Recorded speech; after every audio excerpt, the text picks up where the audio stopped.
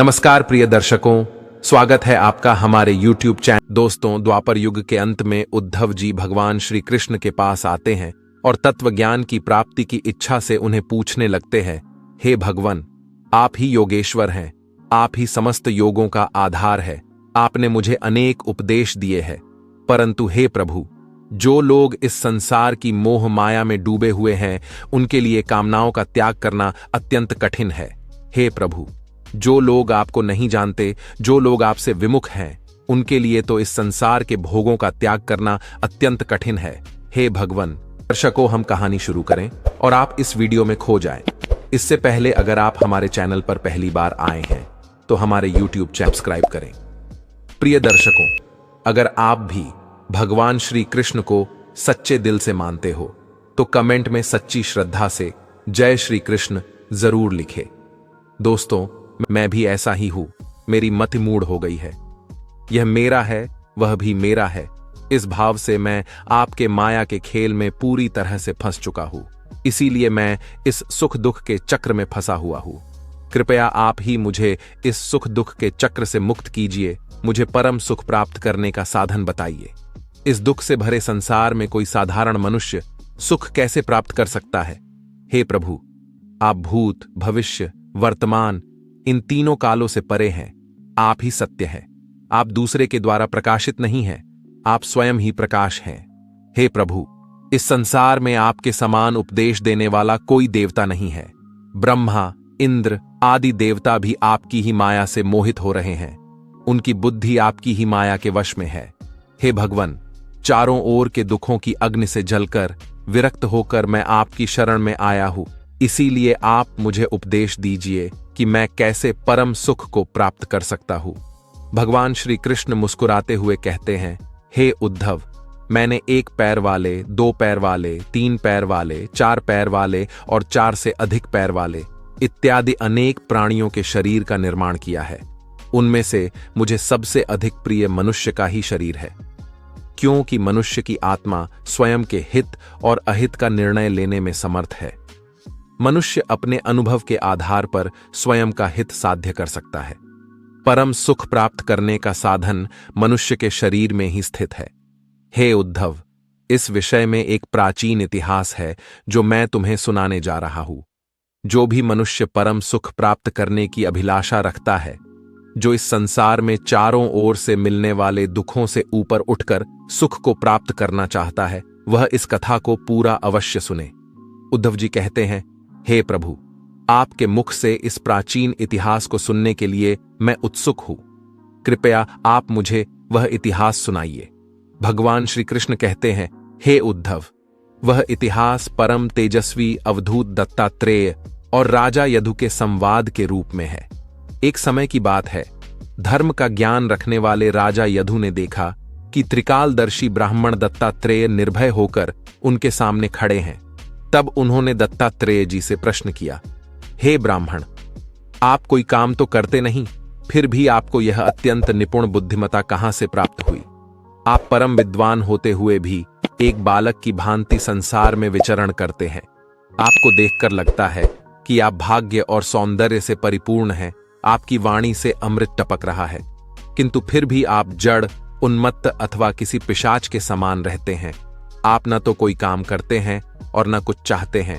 इस संसार के प्रत्येक मनुष्य को कुछ न कुछ चाहिए होता है, परंतु आपको देखकर लगता है कि आप संसार बंधन से मुक्त हैं। ठीक वैसे ही जैसे कोई हाथी जंगल में लगी आग से छूटकर गंगा जल में खड़ा हो। आप पुत्र, स्त्री, धन आदि चीजों के स्पर्श से दूर है। आप सदा सर्वदा अपने ही स्वरूप में रहते हैं। हम आपसे पूछना चाहते हैं कि आपके परमानंद का कारण क्या है? आप किस कारण से इतने स्वच्छ, पवित्र और सुखी रहते हैं? कृपा करके मुझे अवश्य बताइए। फिर ब्रह्मवेत्ता दत्तात्रेय जी ने कहा, हे राजन, मैंने अपने जीवन में बहुत से गुरुओं का आश्रय लिया है। उन्हीं गुरुओं से यह शिक्षा ग्रहण करके मैं दुखों से मुक्त होकर इस संसार में विचरण कर रहा हूं। मेरे गुरुओं के नाम है पिंगला वेश्या, कुरर पक्षी, बालक, कुंवारी कन्या, सर्प, मकड़ी, समुद्र, कबूतर, मधुमक्खी, मछली, अग्नि, चंद्रमा, सूर्य, पतंग और आकाश। मैंने इन गुरुओं से जो जो सीखा है वह मैं तुम्हें बताता हूं, तुम इसे ध्यान से सुनो। सबसे पहले मैं तुम्हें पिंगला वेश्या से जो सीखा वह बताता हूं। प्राचीन काल की बात है। विदेह नगरी मिथिला में एक वेश्या रहती थी। उसका नाम पिंगला था। वह स्वेच्छाचारिणी तो थी ही, साथ ही वह बहुत ही सुंदर और रूपवान थी। एक दिन वह रात्रि के समय किसी धनवान पुरुष के साथ संबंध बनाने के उद्देश्य से खूब सज धज कर अपने घर के दरवाजे पर खड़ी रही। उस वेश्या को पुरुष की कामना नहीं थी, बल्कि उसे धन की कामना थी। उसके मन में धन की कामना इतनी दृढ़ हो गई थी कि वह किसी भी पुरुष को उसके घर के सामने से आते जाते हुए देखती तो सोचती थी, यह कोई धनवान पुरुष है जो मुझे धन देकर मेरे साथ उपभोग करने के लिए आ रहा है। जब वे आने जाने वाले पुरुष उसके घर से आगे बढ़ जाते तो वह सोचने लगी, अवश्य ही अब की बार कोई दूसरा धनवान पुरुष आएगा जो मुझे बहुत सारा धन प्रदान करेगा। लेकिन कोई भी पुरुष उसके समीप नहीं आता था। वह धन पाने की कामना से उन पुरुषों की ओर देखने लगती थी। वह दरवाजे पर बहुत देर तक खड़ी रही। उसकी नींद भी अब जा चुकी थी। वह कभी अंदर जाती तो कभी बाहर आती। कोई भी पुरुष उसके घर की तरफ आने लगता तो उसे देखकर वह यही सोचती थी कि अब ये मेरा उपभोग करने आएगा और बहुत सारा धन मुझे देगा। लेकिन कोई भी पुरुष उसके द्वार की तरफ नहीं आया और इस प्रकार से आधी रात हो गई। हे राजन, सचमुच धन की आशा बहुत बुरी होती है। धनवान पुरुष की राह देखते देखते उस वेश्यामुख सूख गया। उसका चित्त व्याकुल हो गया। अब उसे इस प्रकार से राह देखने के कारण वैराग्य हो गया। वह बहुत दुखी हो गई। उसके वैराग्य का कारण चिंता और दुख ही थे, परंतु ऐसा वैराग्य सुख ही प्रदान करता है। हे राजन, जब मनुष्य आशा की रस्सी से बनी फांसी पर लटकने लगता है तो उस रस्सी को तलवार की तरह काटने वाली यदि कोई वस्तु है तो वह केवल वैराग्य है। हे राजन, जिस मनुष्य को वैराग्य नहीं होता वह इन संसार के बंधनों से मुक्त नहीं हो सकता। जब पिंगला के मन में वैराग्य की भावना जागृत हुई तब उसने एक गीत गाया। वह मैं तुम्हें सुनाता हूं। वह पिंगला कहने लगी, हाय हाय, मैं इंद्रियों के अधीन हो गई।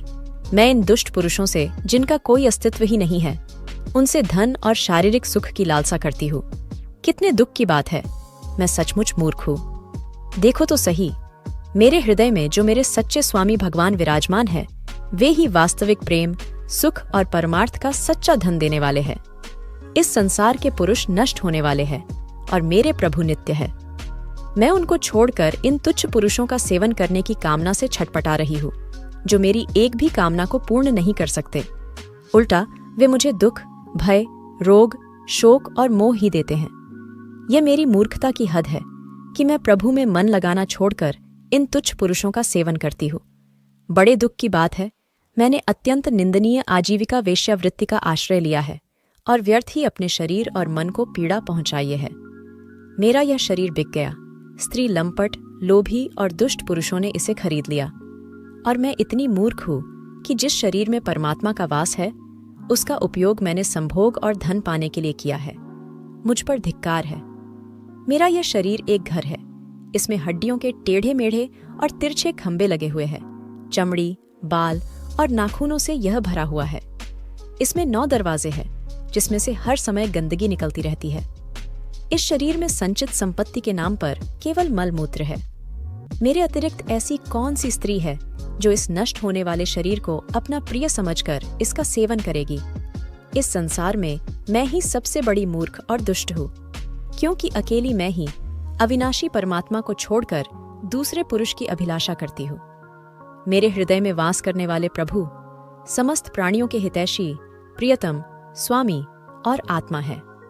अब मैं अपने आप को प्रभु को देकर उन्हें खरीद लूंगी और उनके साथ वैसे ही विहार करूंगी जैसे लक्ष्मी जी करती है।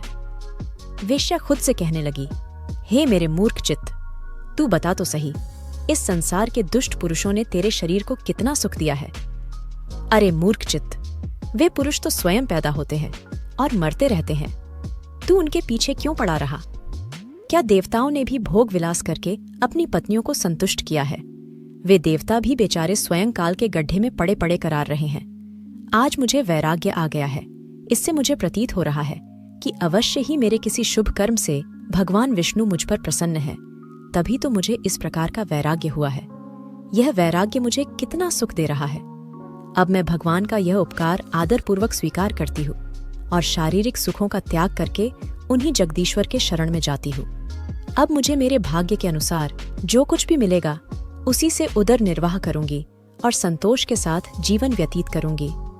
अब मैं किसी दूसरे पुरुष की ओर न ताक कर देखूंगी और न किसी पुरुष की कामना करूंगी। अब से मैं केवल मेरे हृदय में स्थित भगवान विष्णु के साथ ही विहार करूंगी। अवधूत दत्तात्रेय जी कहते हैं, हे राजन, इस प्रकार से उस पिंगला वेश्या ने ऐसा निश्चय करके पर पुरुषों के मिलन की अभिलाषा छोड़ दी, उनसे धन पाने की कामना का त्याग किया और शांत भाव से भगवान विष्णु की पूजा में लग गई और तभी उसे सच्चे सुख की प्राप्ति हुई। उसके जीवन से समस्त दुखों का अंत हुआ और फिर मृत्यु के पश्चात उसे वैकुंठ लोक में स्थान प्राप्त हुआ। हे राजन, मनुष्यों को जो वस्तुएं अत्यंत प्रिय लगती हैं, उन्हें इकट्ठा करना ही उनके दुख का कारण है। जो मनुष्य बुद्धिमान होता है वह ऐसी वस्तुओं का संग्रह नहीं करता जिनसे उसे केवल दुख प्राप्त होता है। वह तो मन से भी उन वस्तुओं को पाने की कामना नहीं करता है। उसे अनंत सुख केवल परमात्मा की भक्ति से ही प्राप्त होता है। हे राजन, अब मैं आपको मेरे दूसरे गुरु कुरर पक्षी की कथा सुनाता हूं। एक समय की बात है, एक कुरर पक्षी अपनी चोंच में मांस का टुकड़ा लिए हुए था। जब किसी दूसरे बलवान पक्षी ने उस कुरर पक्षी की चोंच में मांस का टुकड़ा देखा तो वह उसके ऊपर झपट पड़ा और उसे घेर कर उसके मुख से मांस का टुकड़ा छीनने के लिए उसे चोंच मारने लगा। जब तक उस कुरर पक्षी के मुख में मांस का टुकड़ा था तब तक उसे दुख और पीड़ा सहन करनी पड़ रही थी, और जैसे ही कुरर पक्षी ने उस मांस के टुकड़े को फेंक दिया तो दूसरे पक्षी उस मांस के टुकड़े को उठाकर भाग गए और उस कुरर पक्षी को सुख और शांति प्राप्त हुई। इसीलिए हे राजन, किसी वस्तु को पाना, उसे पाने की कामना करना ही हमें दुख देता है। जब हम उसे छोड़ देते हैं तो हमें सुख प्राप्त होता है। हे राजन, अब मैं आपको मेरे तीसरे गुरु कुंवारी कन्या की कथा सुनाता हूं। एक समय की बात है, एक कुंवारी कन्या के घर पर उससे विवाह करने के उद्देश्य से अनेक पुरुष आए हुए थे, किंतु उस दिन उस कुंवारी कन्या के घर पर कोई नहीं था। घर के सभी लोग बाहर गए हुए थे। इसीलिए उस कन्या ने स्वयं ही उन सभी का अतिथि सत्कार किया। वह कन्या उन सभी के लिए भोजन बनाने के लिए घर के भीतर ही एकांत में धान कूटने लगी। उस समय उसकी कलाई में अनेक चूड़ियां थीं जो जोर जोर से बज रही थीं। चूड़ियों की ध्वनि बाहर बैठे उन सभी लोगों को सुनाई दे रही थी। इससे उस कन्या को बड़ी लज्जा हुई और उसने एक एक करके सब चूड़ियां हाथ से निकाल दी और कलाई में केवल 2-2 चूड़ियां ही रहने दी। अब वह फिर से धान कूटने लगी, परंतु वे 2-2 चूड़ियां भी बजने लगी। तब फिर से उसने एक एक चूड़ी तोड़ दी।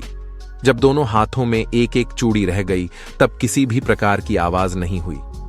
हे राजन, उस दृश्य को देखकर मैंने यह शिक्षा ग्रहण की कि जब बहुत लोग एक साथ रहते हैं तब कलह होता है, और जब 2 व्यक्ति साथ रहते हैं तो बातचीत होती है, और जब व्यक्ति एकांत में होता है तो शांतता होती है।